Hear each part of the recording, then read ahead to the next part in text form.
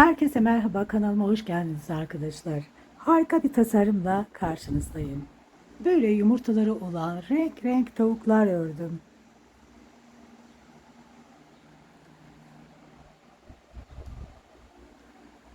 Herkes bunu rahat bir şekilde örebilecek. Yapılışı çok kolay. Bunu dikişsiz çıkartıyoruz. Dikişsiz örüyoruz yani.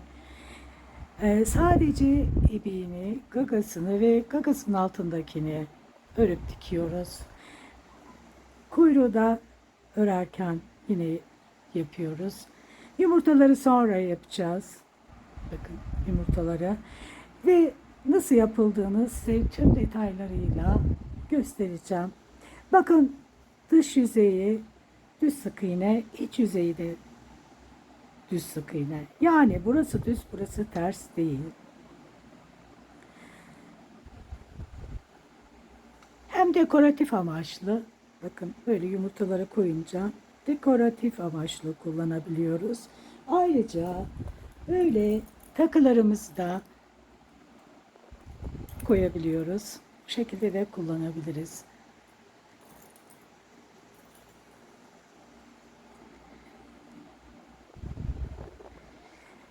İp olarak Katanya kullandım. Çok güzel, kaliteli bir ip. Tığ olarak 2,5 milim tığ ve ayrıca gagası için 0,95 milim tığ. Göz olarak da 5 milim göz kullandım.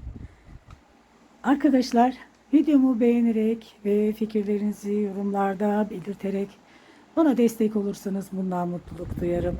Şimdiden herkese kolaylıklar diliyorum. Gövdeden başlayacağız. Öncelikle sihirli halkanın içerisine 8 sık iğne örüyoruz.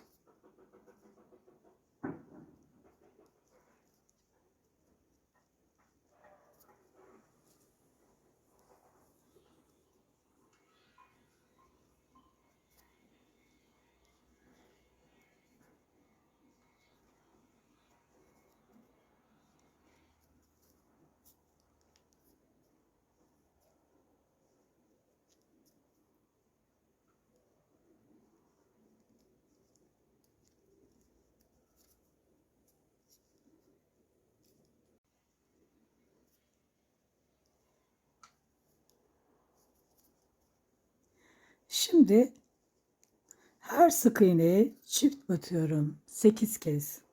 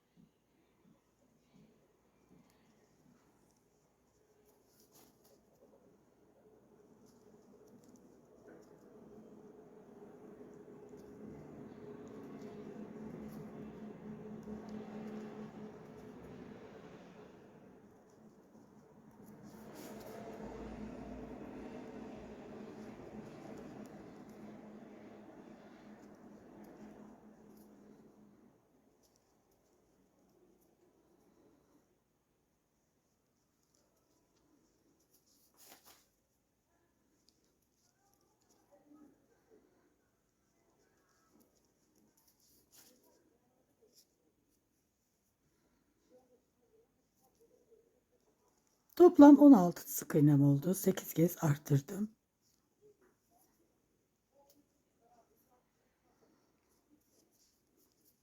Şimdi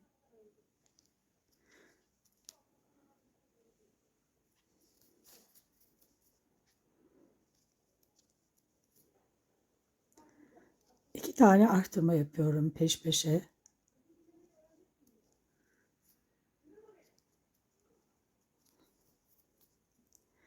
Dört tane sık iğne örüyorum.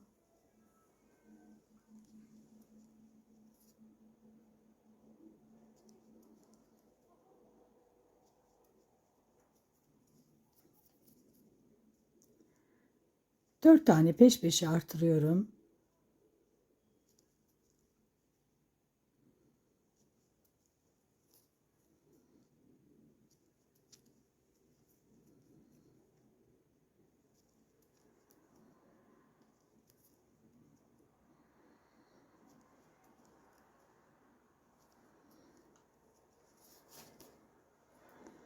Şimdi 4 tane sık iğne örüyorum.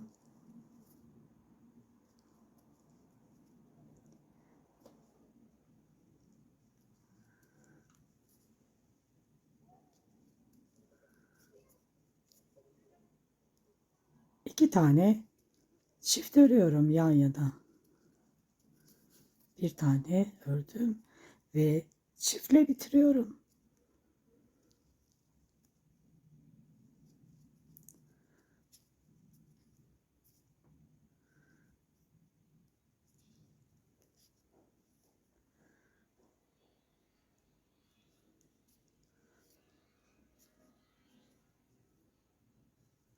Şimdi bir tek, bir çift, bir tane tek ördüm. Bir çift,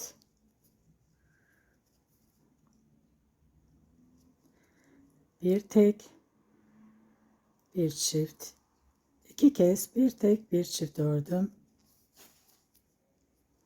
Şimdi 5 sık iğne örüyorum. 2, 3, 4, 5. Şimdi artırıyorum. Bir tane çift ördüm. Şimdi bir tek, bir çift örüyorum. Bir sık iğne, bir tane çift, bir tek, bir çift, ikincisini ördüm. Şimdi bir tek, bir çift, üçüncüsünü ördüm. 5 tane sık iğne örüyorum.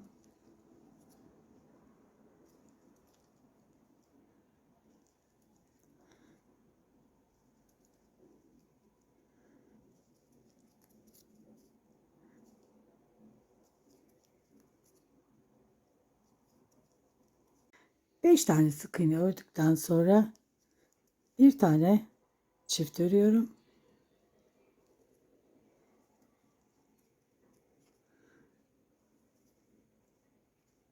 Bir tane tek ve çiftle çift örerek bu sırayı da bitiriyorum.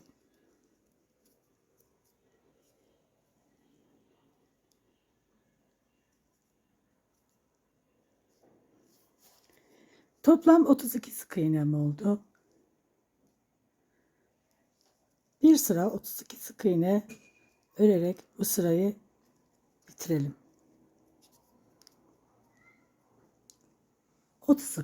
32 sık iğne örüyoruz.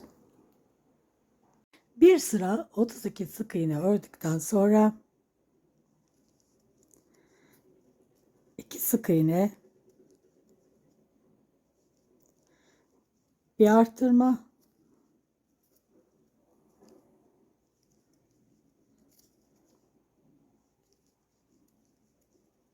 tekrar 2 sık iğne, bir arttırma,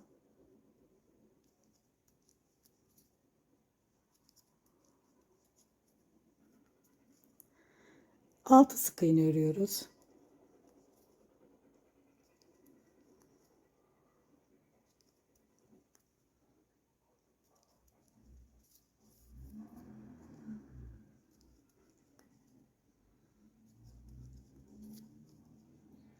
Bir tane artırıyoruz. Şimdi 2 sık iğne,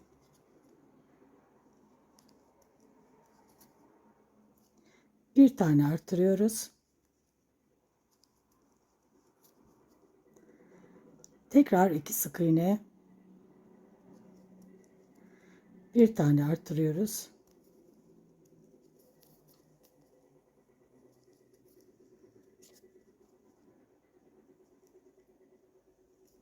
Tekrar 2 sık iğne,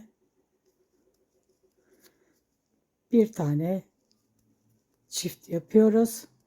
3 kez 2 tek bir 3 kez 2 tek bir çift ördük.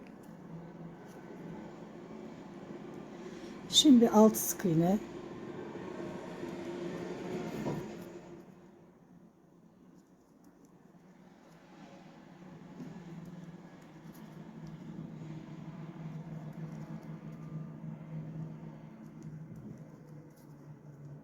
6 sık iğne, bir tane çift yapıyoruz.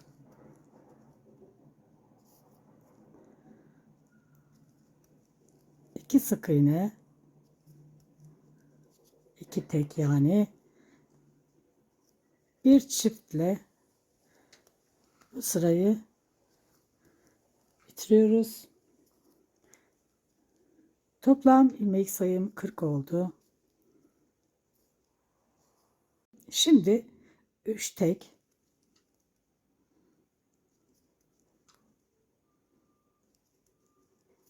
3 tek bir çift, tekrar 3 tane tek,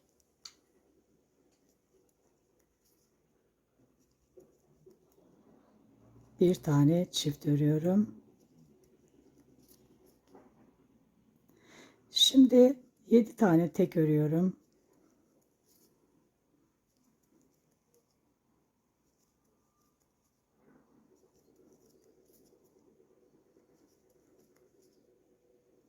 Yedi tane tek. Şimdi bir tane çift örüyorum. Şimdi 3 tane tek,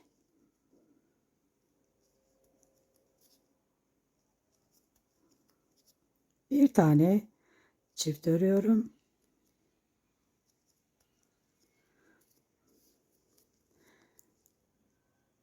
Tekrar 3 tane tek, 1 2 3 3 tane tek, 3 tane tek ördüm. Bir tane çift,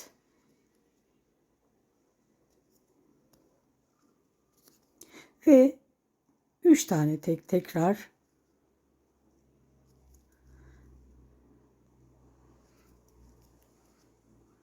bir tane çift örüyorum.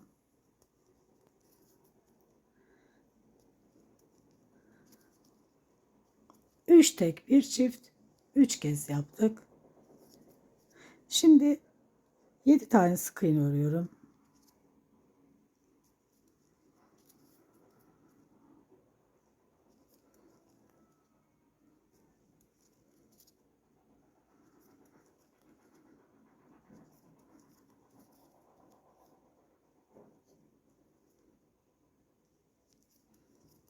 Yedi tane tek ördüm. Bir tane çift örüyorum.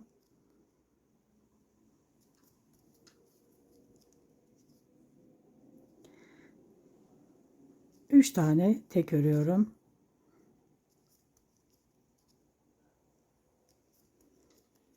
Ve bir tane çift örerek bu sırayı da bitiriyorum.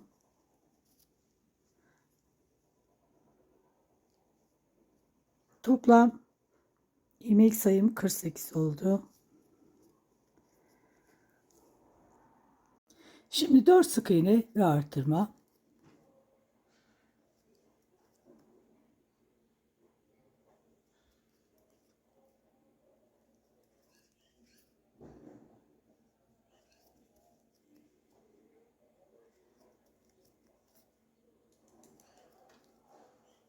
Tekrar 4 sık iğne, bir artırma yapıyorum.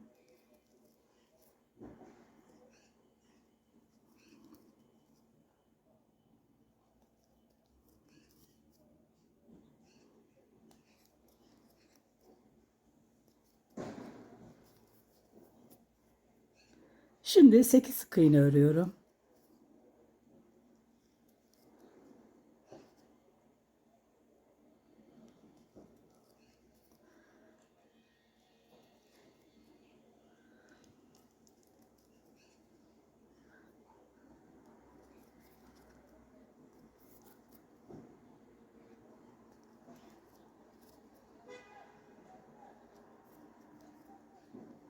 Bir tane artırma yapıyorum.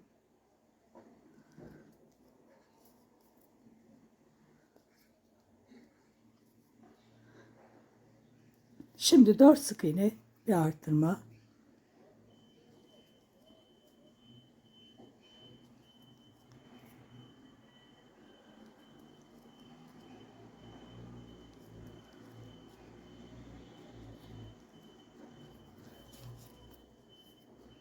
Tekrar 4 sık iğne bir arttırma.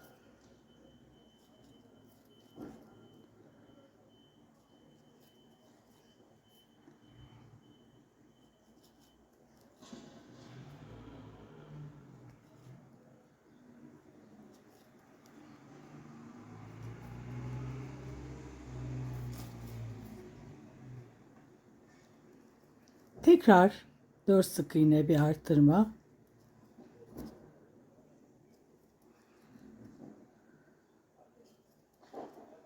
Üç kez 4 sık iğne bir arttırma yapmış oluyorum.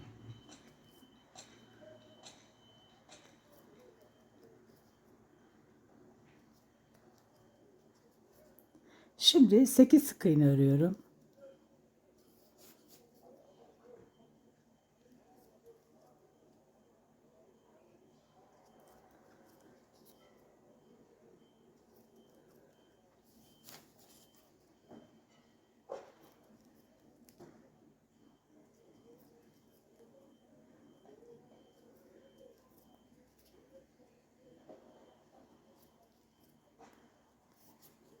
Bir tane arttırıyorum.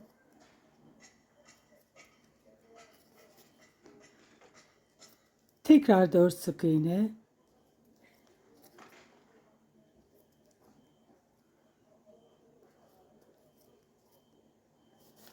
Bir tane arttırmayla bu sırayı bitiriyorum.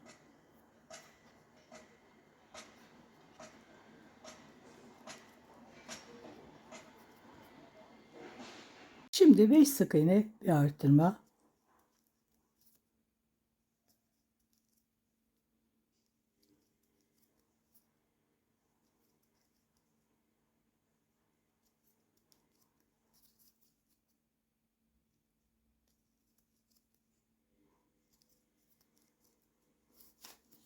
Tekrar 5 tane sık iğne örüyorum.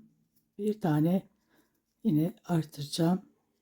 2 defa 5 sık iğne bir arttırma yapmış olacağım.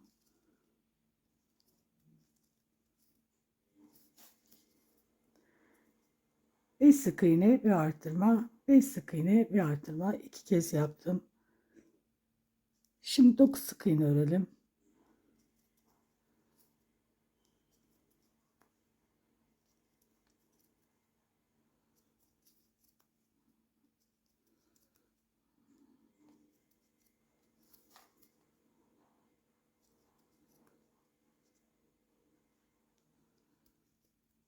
Bir tane çift örüyorum. 9 sık iğneden sonra.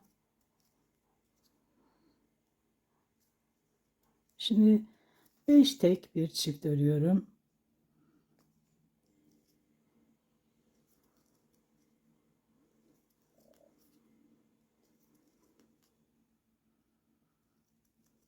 Beş tane tek ördüm. Şimdi bir tane çift örüyorum. Tekrar 5 tek.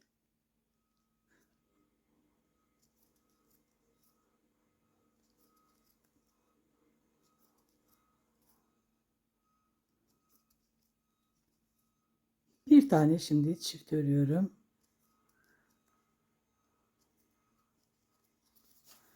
Tekrar 5 tek.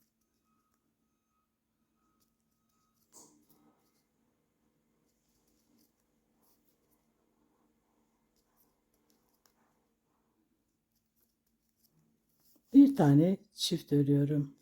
3 kez 5 tek bir çift örmüş oldum. Şimdi 9 sık iğne örelim.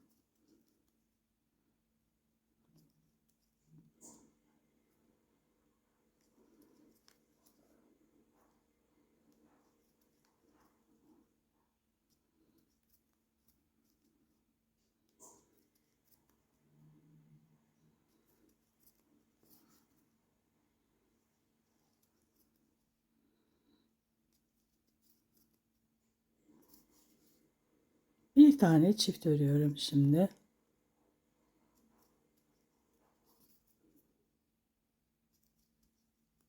Beş tane tek örüyorum.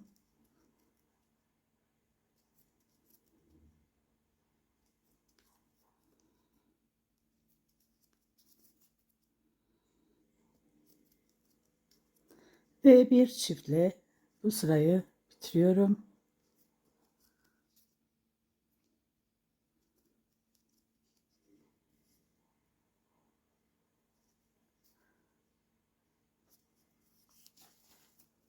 Şimdi 6 tek bir çift.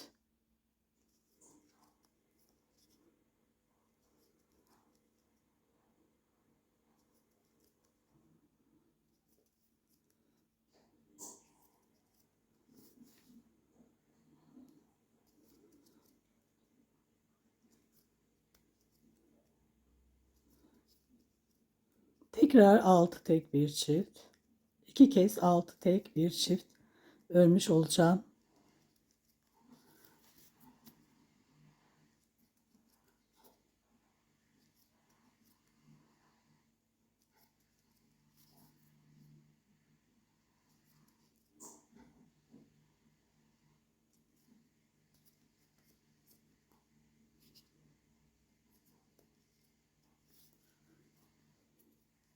Şimdi 10 sık iğne örüyorum.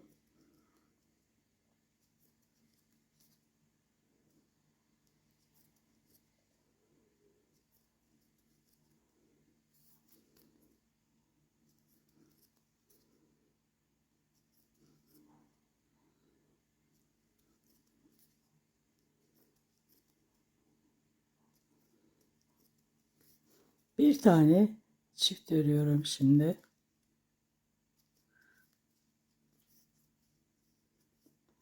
6 tek bir çift yapacağım.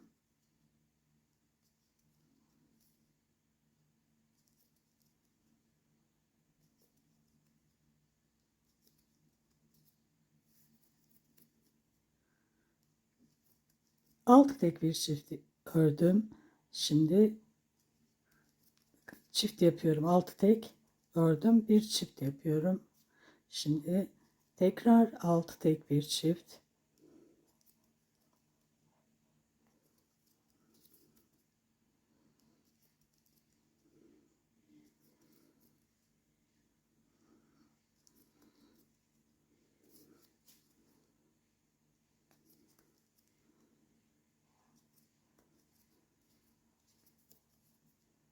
Tekrar 6 tek bir çift. Toplam 3 kez 6 tek bir çift yapmış olacağım.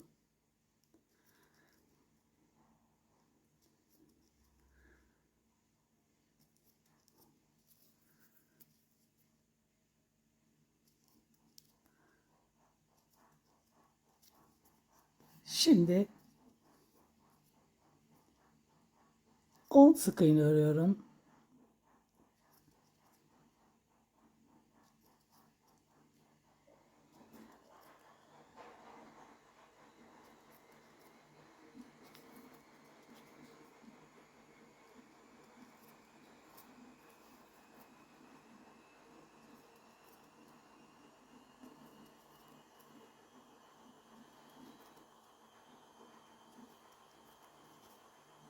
On sık iğne ördükten sonra çift örüyorum bir tane.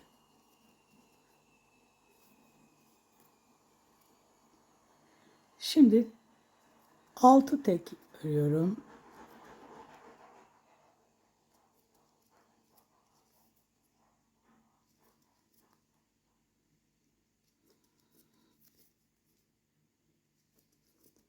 Altı tek ördükten sonra çift örerek bu sırayı da bitiriyorum. Toplam 72 sık iğnem oldu.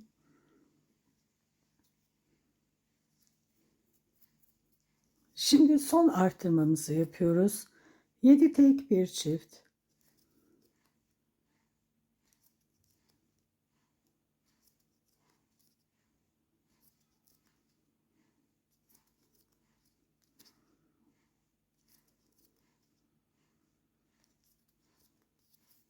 7 tek ördüm. Şimdi bir tane çift örüyorum. Tekrar 7 tek örüyorum.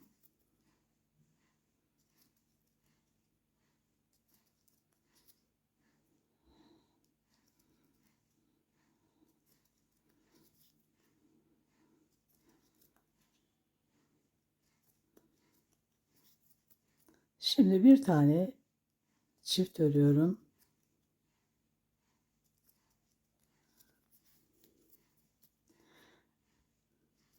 11 sık iğne örüyorum. 11 tek yani.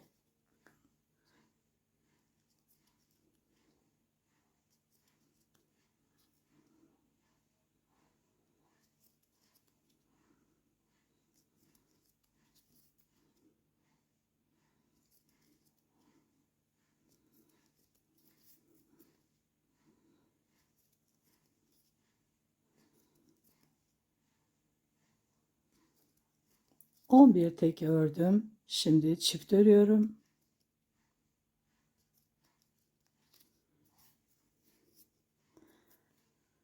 Yedi tek örüyorum.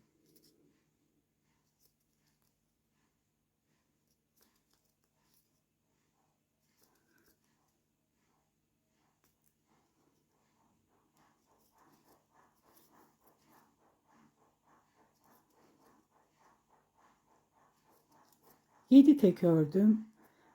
Bir tane çift örüyorum. Tekrar 7 tek.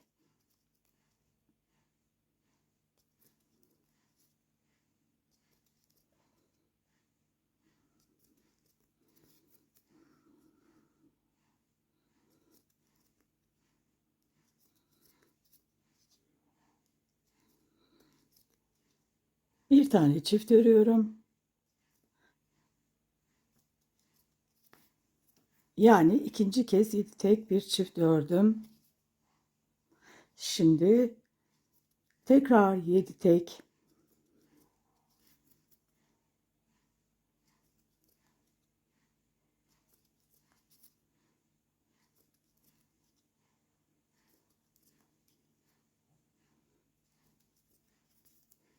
Bir çift örüyorum. 3 kez 7 tek bir çift örmüş oldum. Şimdi 11 tek örüyorum.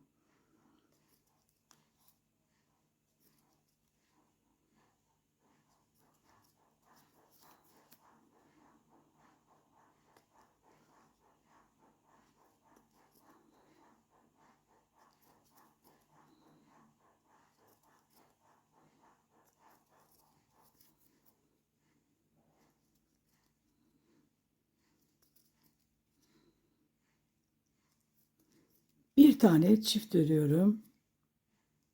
11 tek bir çift örmüş oldum. Şimdi 7 tek örüyorum.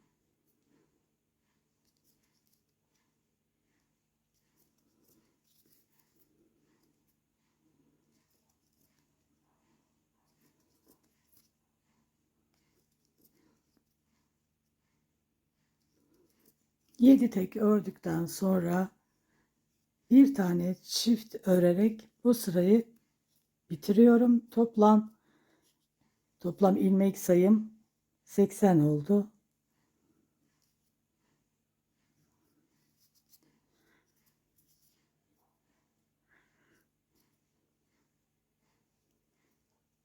Seksen ilmek, 8 sıra örelim. 8 sıra sonra görüşelim. 8 sıra 80 sık iğne ördüm. Şimdi 7 sık iğne,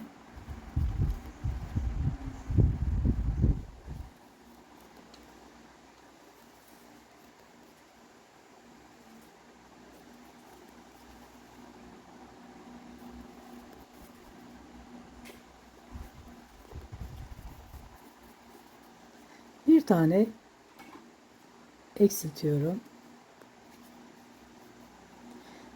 21 sık iğne örüyorum.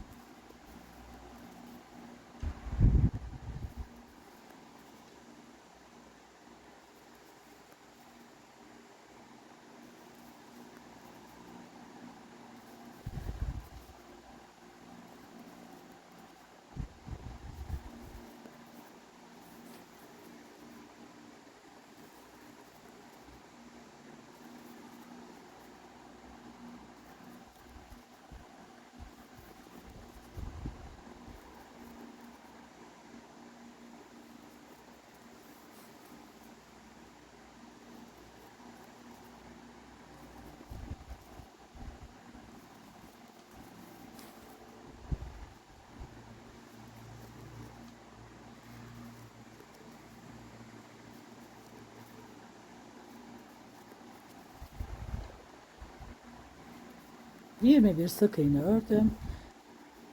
Şimdi 16 zincir çekiyorum. Bir tane çektim.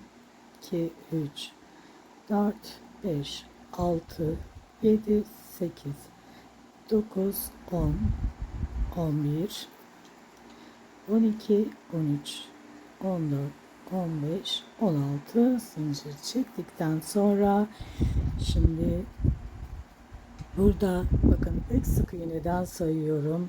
20 tane sık iğne saracağım. 1, 2, 3, 4, 5, 6, 7, 8, 9, 10, 11, 12, 13, 14, 15, 16, 17, 18, 18, 19, 20. 20.ye batıyorum sık iğne olarak. Tekrar saymak istiyorum.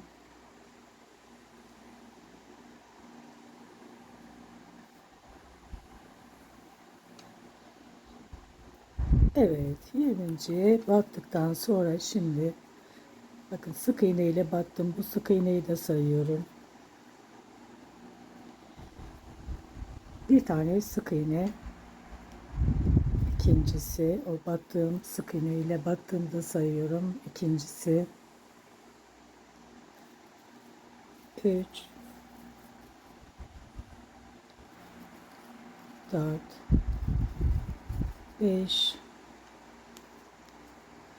5 tane ördüm. 20 tane öreceğim. Şimdi 5, 6, 7, 8, 9, 10, 11, 12, 13, 14, 15, 16, 17, 18, 19, 20. Bir tane eksiltiyorum. 20 sık iğne ördükten sonra bir tane eksilttim. Şimdi 7 sık iğne örüyorum. 1, 2, 3, 4, 5,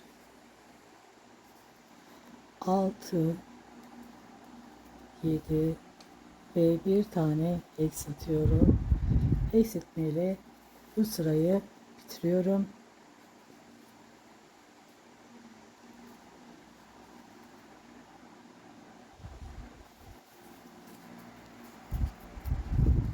Şimdi burada arka loop'tan öreceğim. Bakın buradan 29 tane sık iğne örüyorum. Bir tane ördüm.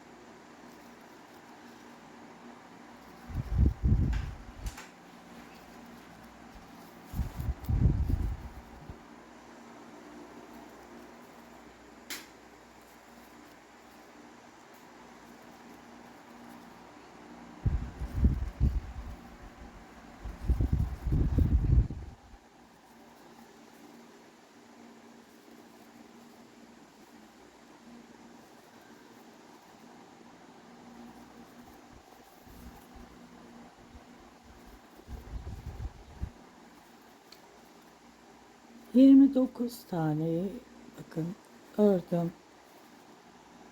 Şimdi zincirin üzerine 16 sık iğne örüyorum. 16 zincir çekmiştik. 16 sık iğne örüyoruz.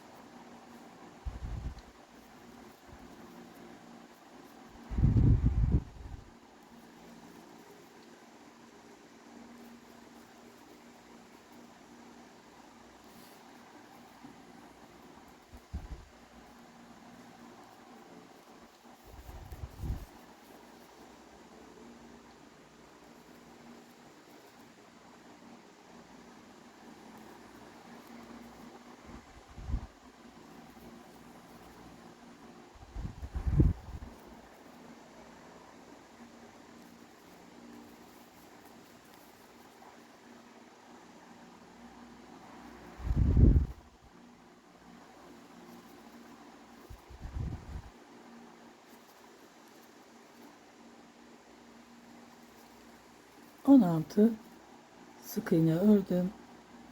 Şimdi evet, bu yine bakın şurayı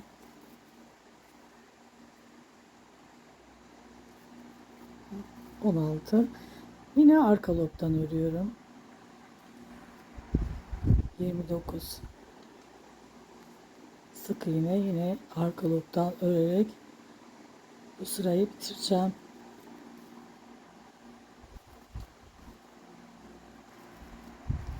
Yine bakın arka lobdan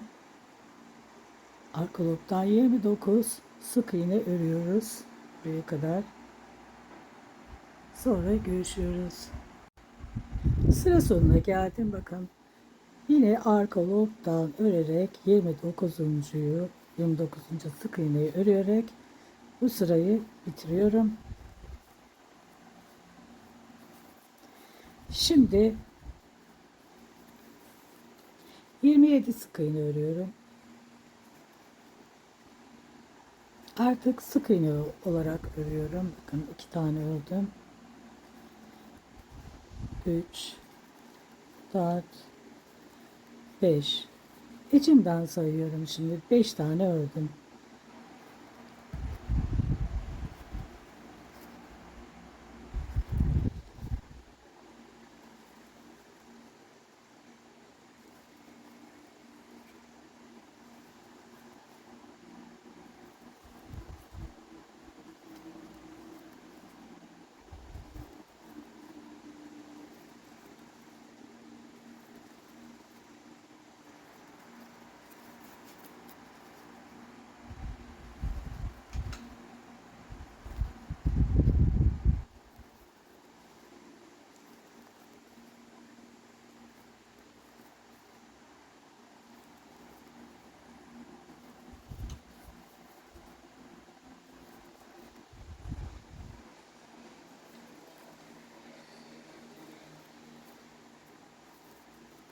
Yirmi tane sık iğne ördükten sonra bir tane eksiltiyorum.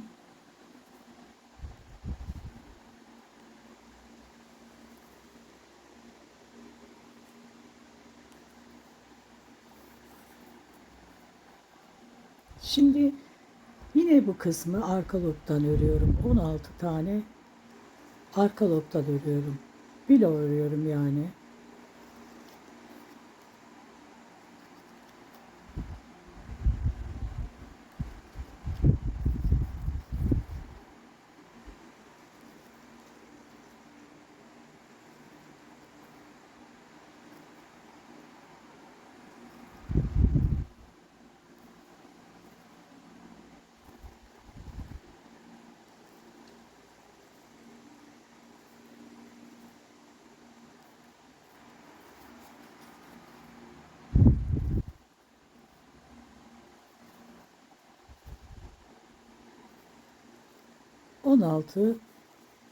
Yine 16 tane arka lobdan ördüm. Şimdi burada da eksiltme yapıyorum. Bir tane.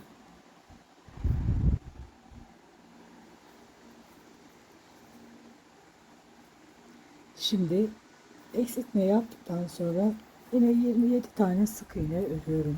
Bir tane ördüm, bakın eksiltme yaptım, bir tane ördüm. İkincisi 3 4 5 27'yi tamamlayacağım. Uzun olacağı için içinden sayıyorum. 5 tane sizle birlikte ördüm.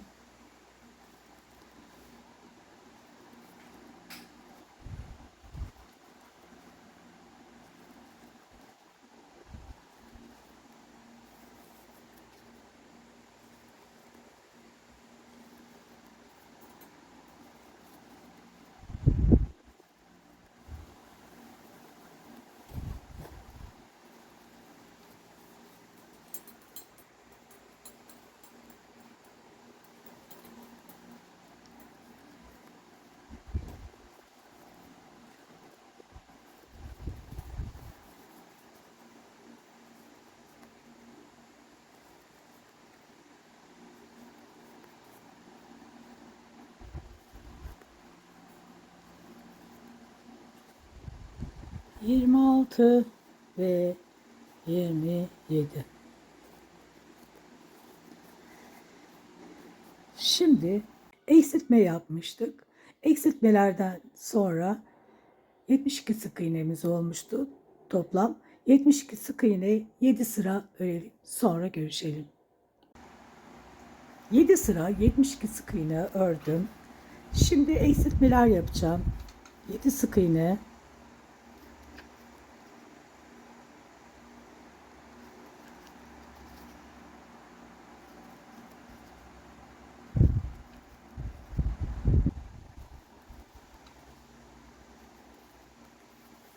yedi sık iğne ördüm. Bir tane eksiltiyorum. Sıra sonuna kadar 7 sık iğne, bir eksiltme, 8 kez yapalım. 7 sık iğne, bir eksiltme, 8 kez yaptım. Şimdi 6 sık iğne, bir eksiltme.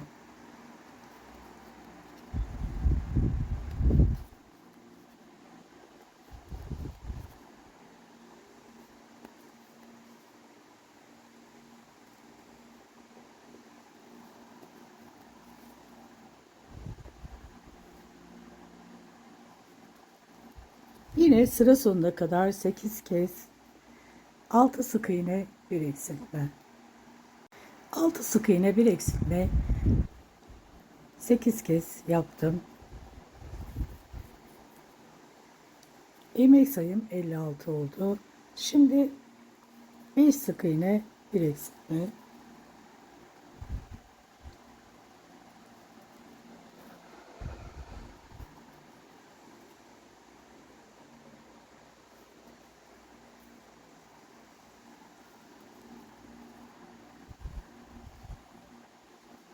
Yine sıra sonuna kadar 8 kez 5 sık iğne, bir eksiltme şeklinde yapıyoruz. Toplam ilmek sayımız 48 olacak. 5 sık iğne, bir eksiltme, 8 kez yaptım. Şimdi 4 sık iğne, bir eksiltme.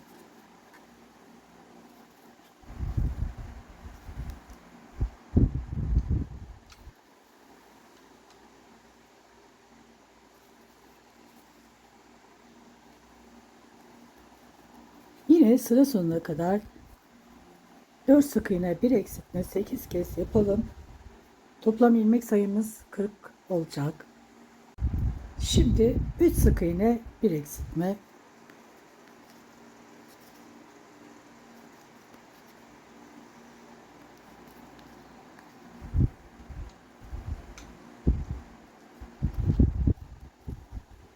Sıra sonuna kadar 8 kez 3 sık iğne, bir eksiltme yapalım.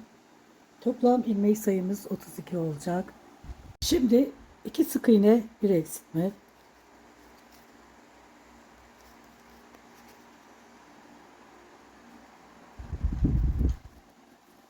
Yine sıra sonuna kadar 8 kez 2 sık iğne, bir eksiltme yapıyoruz. Toplam ilmek sayımız 24 oluyor.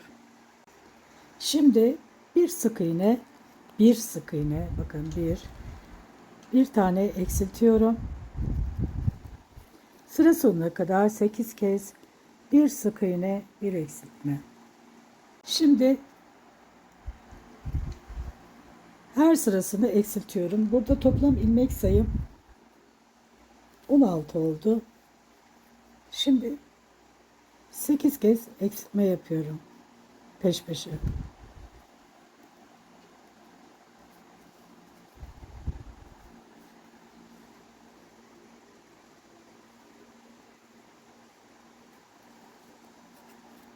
Sıra sonuna kadar 8 defa eksiltelim. 8 kez peş peşe eksilttikten sonra ipimi biraz uzun koparıyorum dikmek için. Burayı kapatacağım.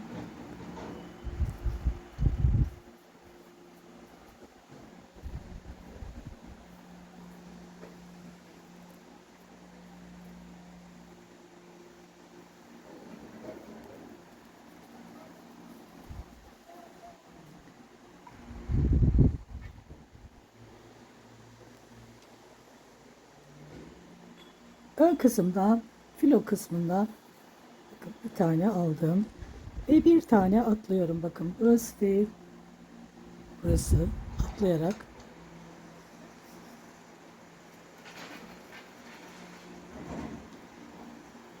birer tane atlıyorum ve filo kısmından kapatıyorum.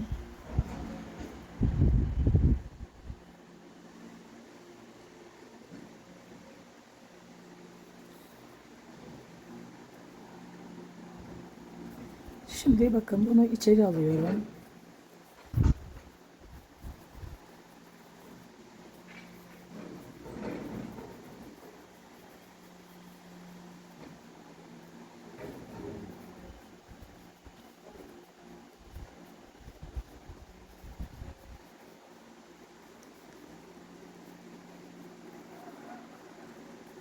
Bu kısımları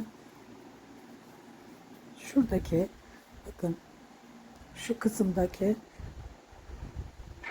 ilmeklerin tek olan kısmı bakın dışarıda kalacak şekilde içeri doğru yerleştirdim.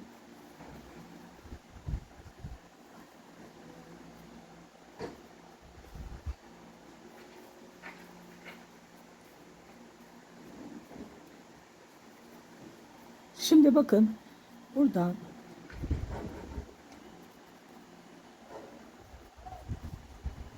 şu kısımdan büzdüğüm kısmın ortasından batıyorum. Şu kısımdan, orta kısmından batıyorum. Bu kısımdan çıkıyorum. Bakın buradaki orta kısımdan çıktım.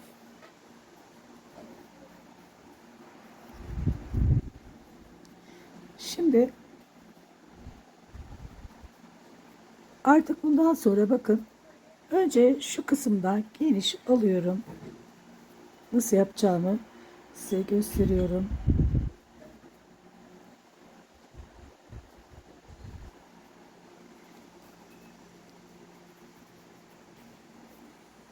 Şöyle zaten kendisi burada şekil alıyor. Bakın şimdi bir içten bir dıştan alarak devam ediyorum. Öyle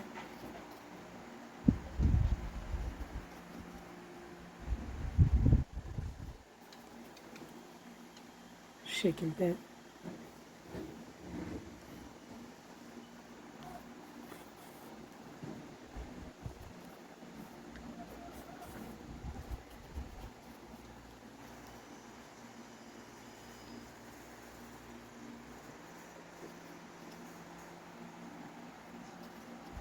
buraları her iki şekilde bakın şöyle eşitliyoruz. Düzgün bir şekil alıyor.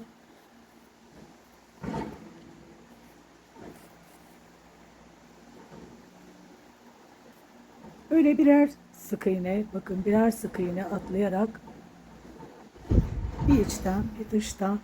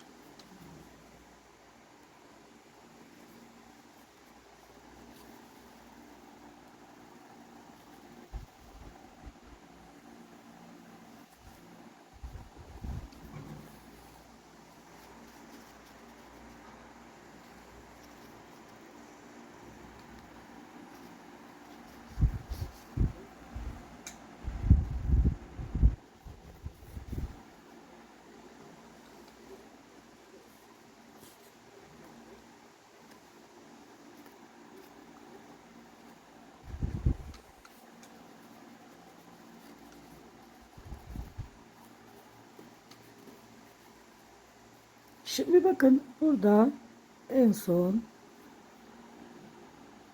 en son çok buraya kadar dikmemize gerek kalmadan bu ipi içeri alıyorum. Artık gerek yok arkadaşlar. Yani bu kadar yeter. Yani bir 2 3 tane sık iğne burayı boş bıraktık. Daha artık bu kadar yeterli oluyor. Aynen bu kısmı da aynı şekilde yapacağız. Şimdi bu ipimizi içeri alalım. Bu iple bu tarafa devam edersem arkadaşlar burada büzüşme olacağından dolayı yeniden iğneme ip takacağım ve buradan başlayacağım.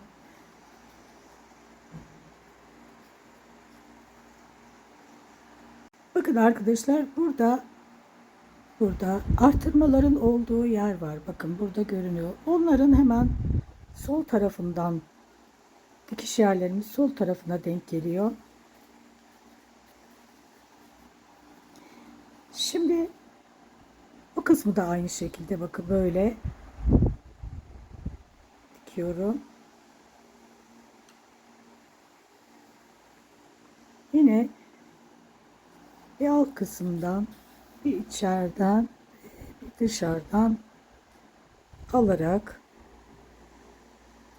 birer tane ilmek atlayarak dikiyorum. Ve elimle şöyle ayarlıyorum. Bakın. Bu şekilde.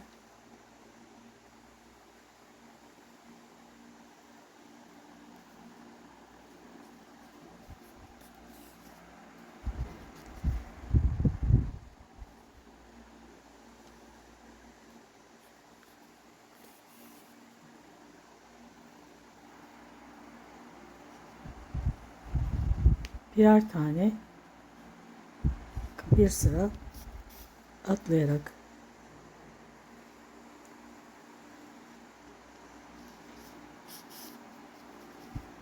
şöyle ayarlıyorum.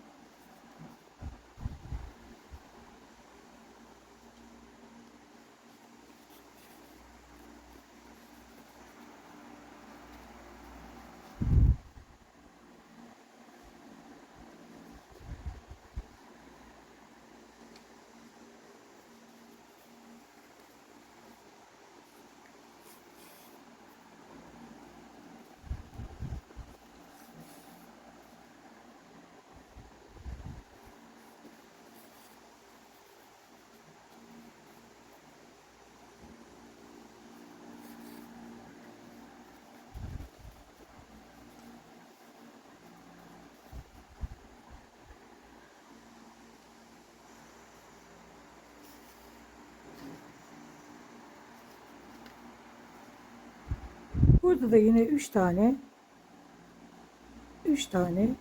sık iğne kalacak şekilde bırakacağım.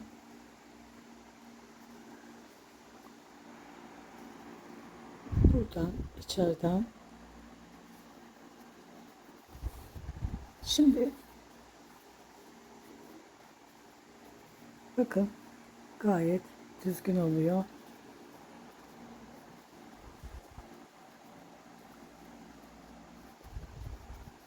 Şimdi bu 2 tane ipi birbirine bağlayıp içeri yerleştireceğim.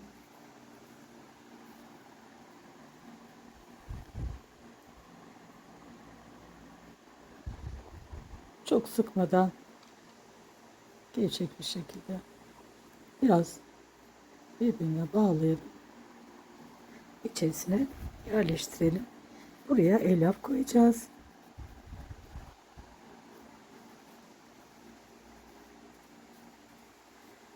Görüldüğü gibi bakın çok düzgün oluyor.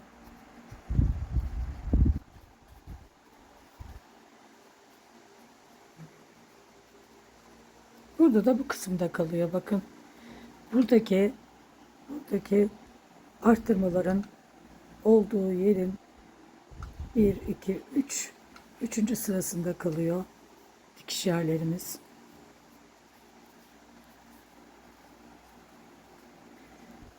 Bu kısma elyaf dolduralım birazcık.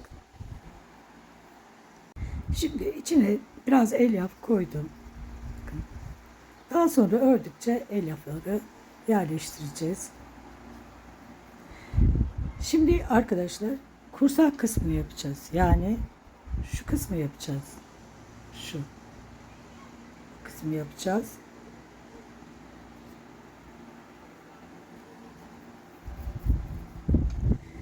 Şimdi bakın tam şu kısımdan başlıyorum. Burada her iki kısmın birleştiği yer var. Buradan başlıyorum.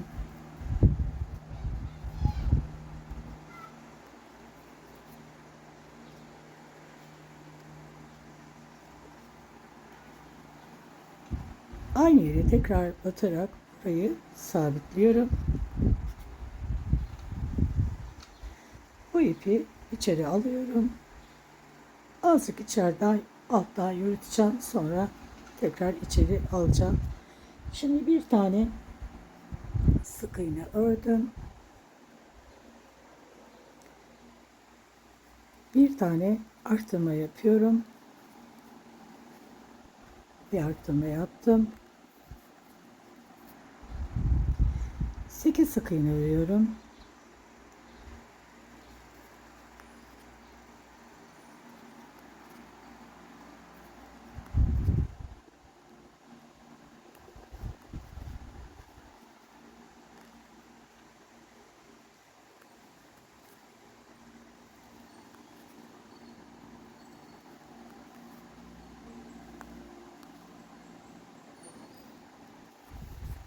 Sekiz sık iğne ördükten sonra bir tane arttırıyorum.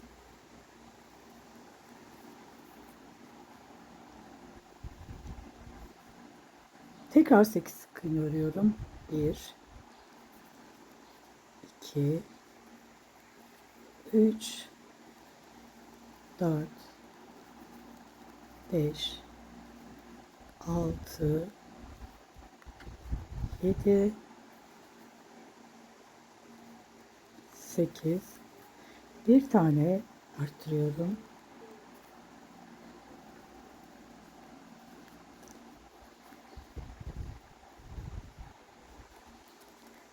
Şimdi bu bakın yine her iki kısmın birleştiği yere batıyorum. Bir tane sık iğne bakın buraya batıyorum. Buradan tekrar sayıyorum.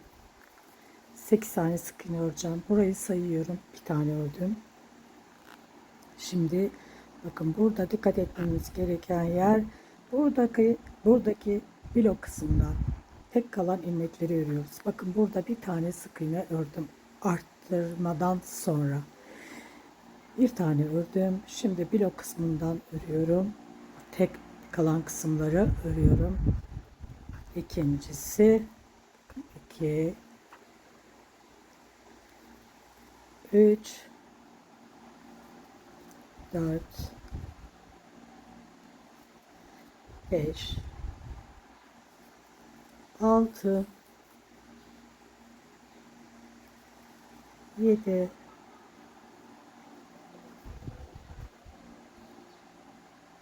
8 bir tane arttırıyorum.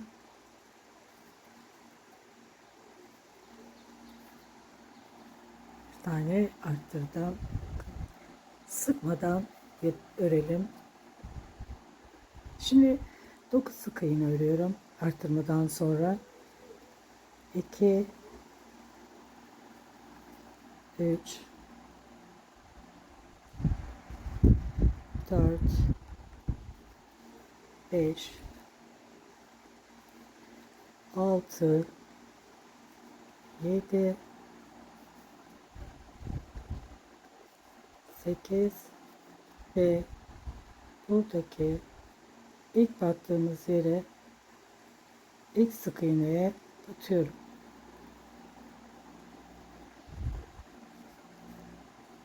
Dokuz dediğim yer.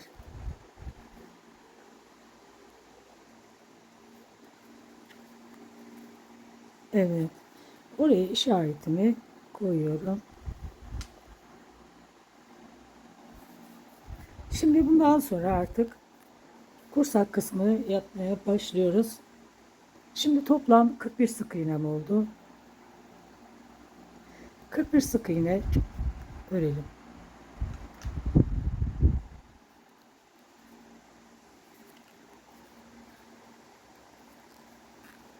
41 sık iğne örüyoruz. 41 sık iğne ördüm. Şimdi eksiltme yapıyorum.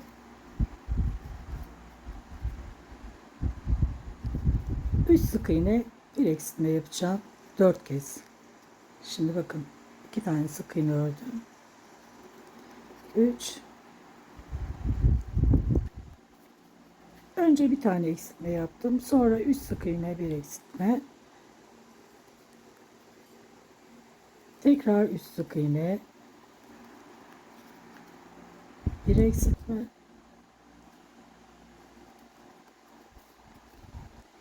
Tekrar 3 sık iğne,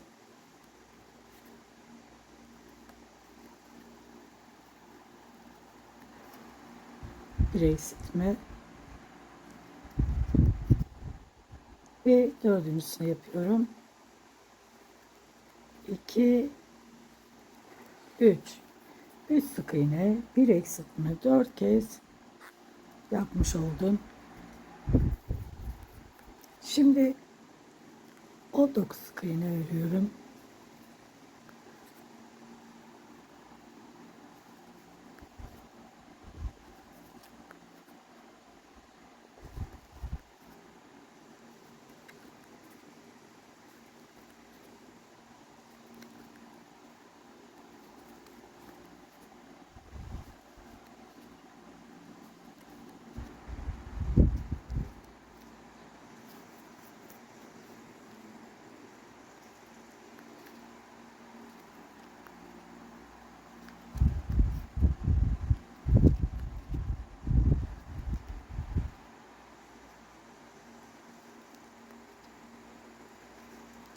On sekiz ve 19.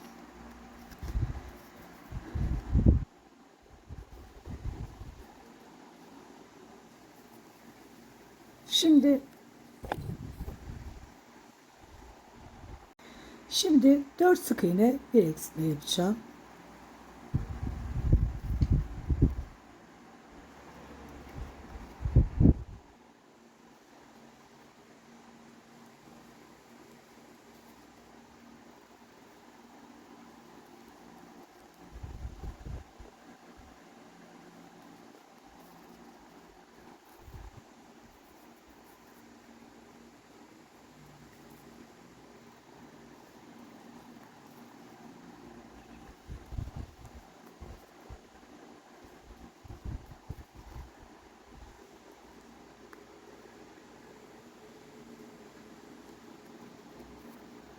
Bu ikincisi.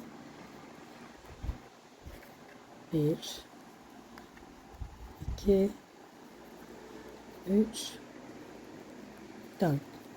Bu üçüncüsü. 3 kez 4 sık iğne, bir eksiltme yaptım. Şimdi 18 sık iğne ile bu sırayı bitiriyorum.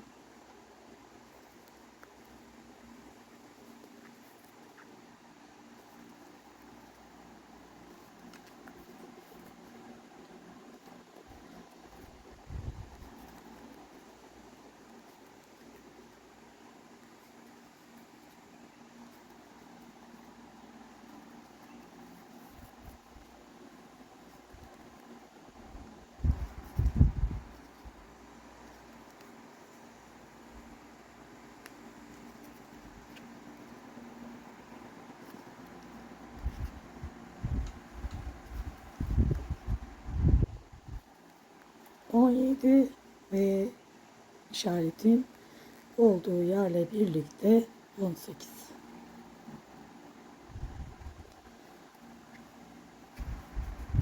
Toplam ilmek sayım 33 oldu. 33 sık iğne, bir sıra örelim. Sonra görüşelim arkadaşlar. Bir sıra 33 sık iğne ördüm. Şimdi bir tane eksiltme yapıyorum.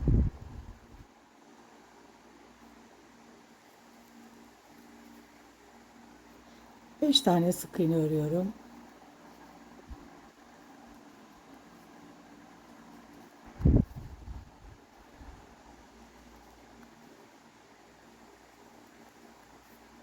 Beş sık iğne ördüm. Bir tane eksiltiyorum. Tekrar 5 sık iğne örüyorum.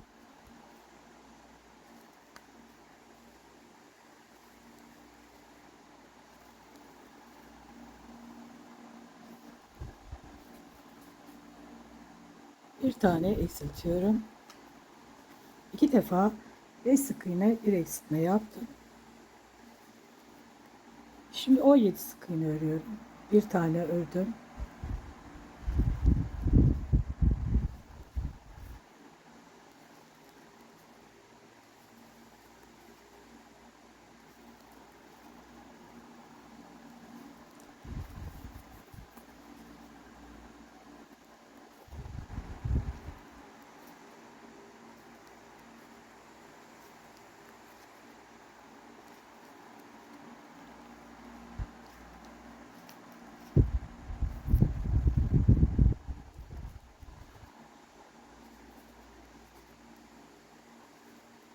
On altı ve işaretin olduğu yerle birlikte 17. Toplam ilmek sayım 30 oldu. Bakın arkadaşlar, kursağa çıkmaya başladı. Şimdi bir sıra 30 sık iğne örelim. Bir sıra 30 sık iğne ördüm. Şimdi bir tane eksiltme yapıyorum. 4 sık iğne örüyorum.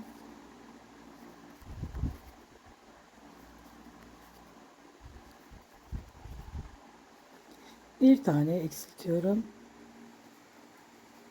2 defa 4 sık iğne bir eksiltme yapacağım. Şimdi tekrar 4 sık iğne. 1 2 3 4. Bir tane eksilttim. Önce bir tane eksilttim. Sonra 4 sık iğne bir eksiltme 2 kez yaptım. Şimdi 16 sık iğne örüyorum.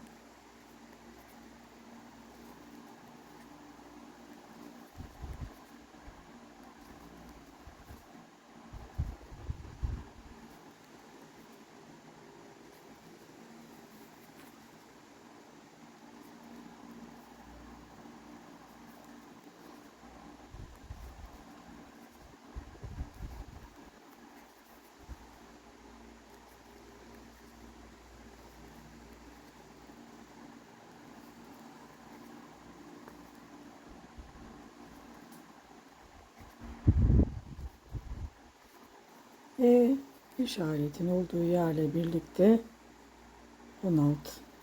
16 sık iğne ördüm. Toplam ilmek sayım 27 oldu. Bir sıra 27 sık iğne örelim. Bir sıra 27 sık iğne ördüm. Şimdi bir tane eksiltiyorum.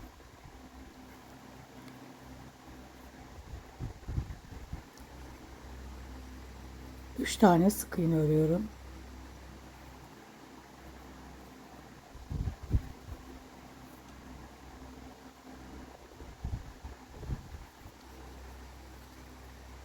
Tekrar 3 tane sık iğne örüyorum.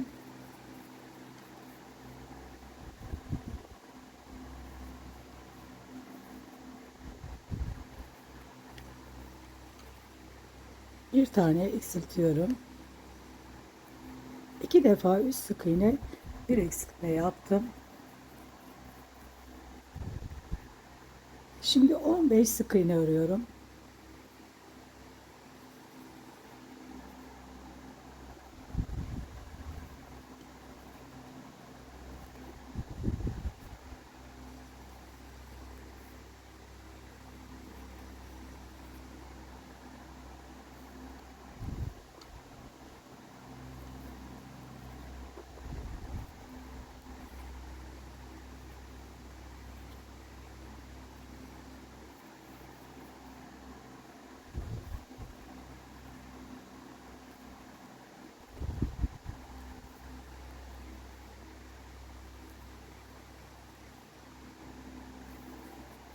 15 sık iğne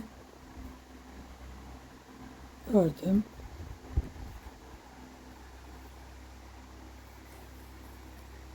Toplam ilmek sayım 24 oldu. Bir sıra 24 sık iğne örelim. Bir sıra 24 sık iğne ördüm. Şimdi artırma yapıyorum bir tane. 2 sık iğne örüyorum. 2 tane ördüm. Bir tane artırıyorum.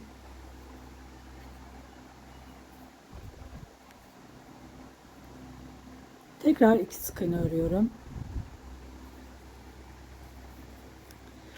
Bir tane artırıyorum. İkinci artırmam ve tekrar 2 sık iğne, bir tane artırıyorum. Toplam 2 sık iğne ve artırma 3 kez yaptım. En başta burada artırma yaptım. Sonra 2 sık iğne bir artırma 3 kez yaptım. Şimdi 4 sık iğne,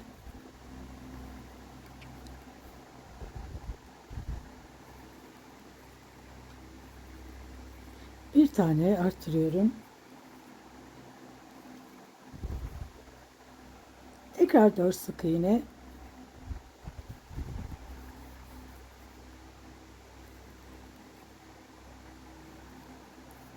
bir tane artırıyorum. 2 defa 4 sık iğne bir artırma yaptım. Şimdi 4 sık iğne ile bu sırayı bitiriyorum.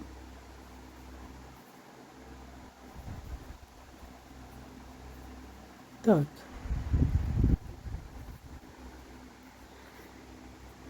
Artırmalardan sonra toplam ilmek sayım 30 oldu.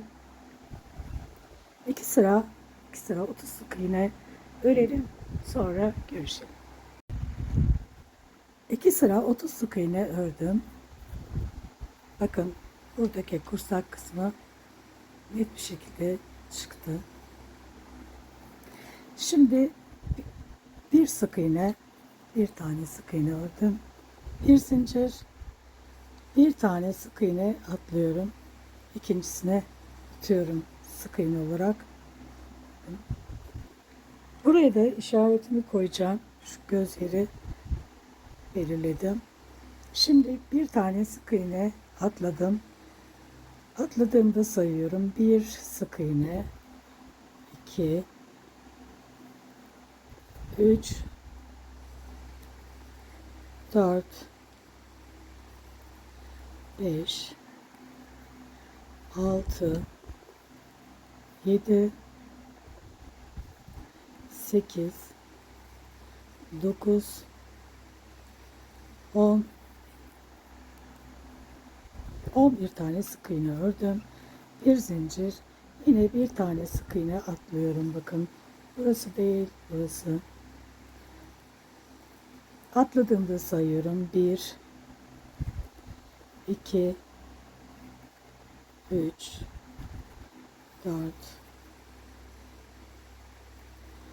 5, 6, 7, 8, 9, 10, 11, 12, 13, 14, 15 ve 16.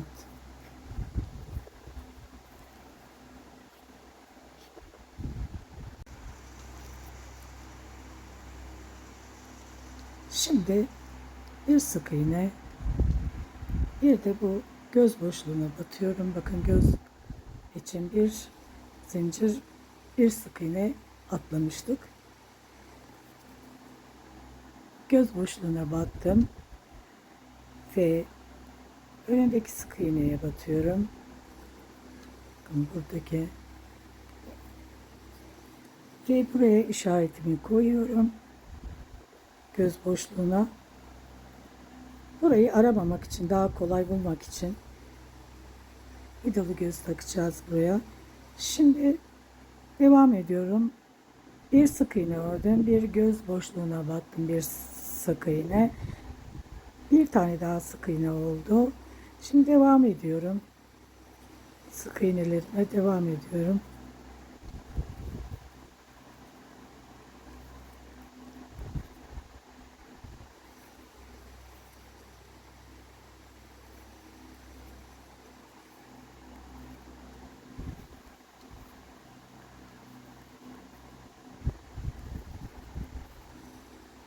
Geldim tekrar göz boşluğuna. Bakın buradaki göz boşluğuna batıyorum.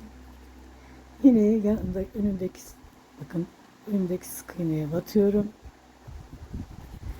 Yine buradaki göz boşluğuna da işaretimi koyuyorum.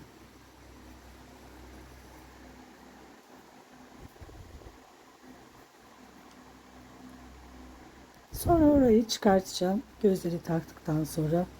Şimdi sık iğnelerime devam ediyorum.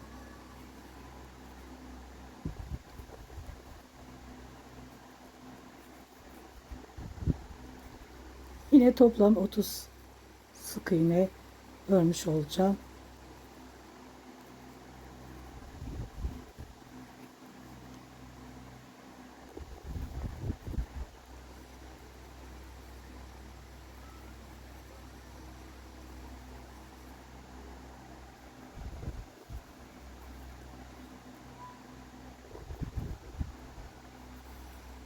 İşaretin olduğu yerle birlikte 30 sık iğne oldu. Şimdi eksiltme yapıyorum. 3 sık iğne, bir eksiltme. Bir tane ördüm. 2 3 bir tane eksiltiyorum. 1 2 3 bir tane eksiltiyorum. 1 2 3 bir tane eksiltiyorum. Toplam 6 kere eksiltmiş olacağım sıra sonuna kadar.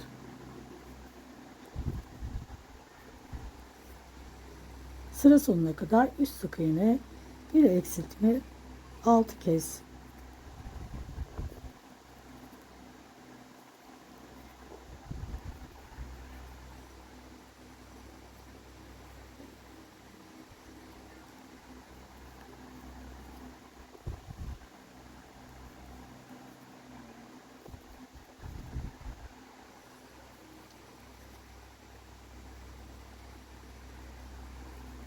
Eksiltmeyle bu sırayı bitirdim. Şimdi artık gözleri takabiliriz. Göz yerlerimiz belli. Bakın. Buradaki yerlere gözlerimizi takıyoruz.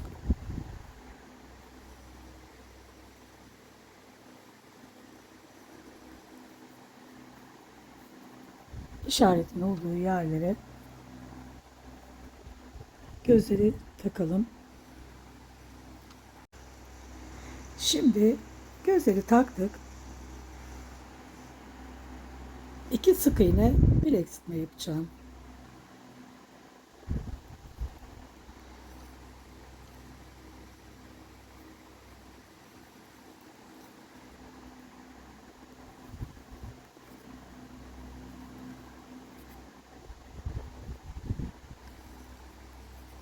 Yine sıra sonuna kadar 6 kez buraya kadar 2 sık iğne, bir eksiltme şeklinde örelim. Sıra sonundayım bakın. Eksiltme ile de bu sırayı bitiriyorum.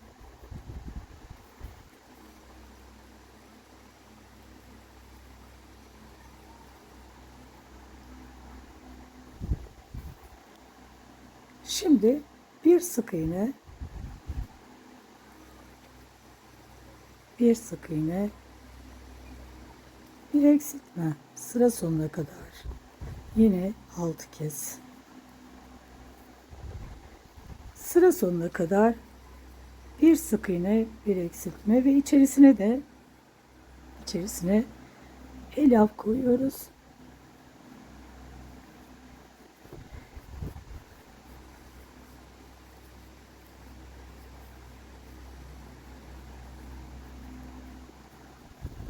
Elyafı koyalım içerisine de. Burası kapanmaya başlayınca elyaflarımızı yerleştiriyoruz. Şimdi peş peşe 5 kez eksiltme yapacağım. 5 kez. Altıncıdan sonra iğne ile kapatacağız. Nasıl kapanacağını göstereceğim. 5 kez peş peşe eksiltme yaptım. İpimi birazcık uzun koparıyorum.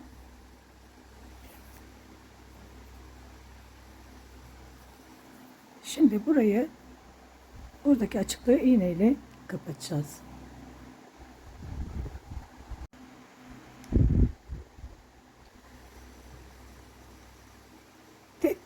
Tek olan yerlerden bakın alıyorum.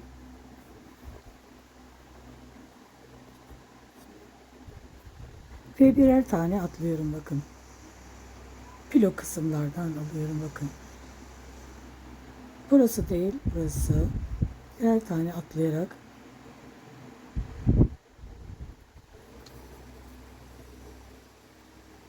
tane atlayarak kapattım.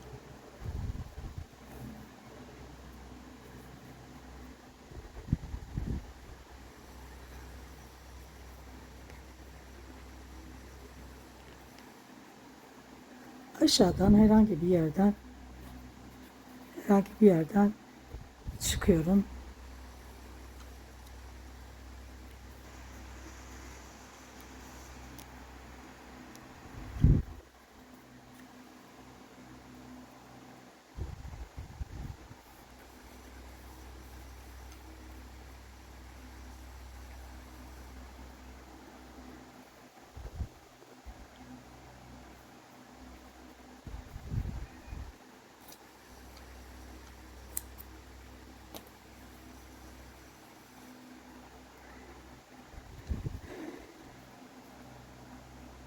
Videonun birinci bölümü bu kadar. İkinci bölümünde kuyruk kısmını yapacağız. Buradan başlıyoruz. Kuyruk kısmını yapıyoruz. Ve ibeğini, gagasını ve gagasının altındakini ve yumurtaları öreceğiz. İkinci bölümde görüşmek üzere. Hoşça kalın. Allah'a emanet olun.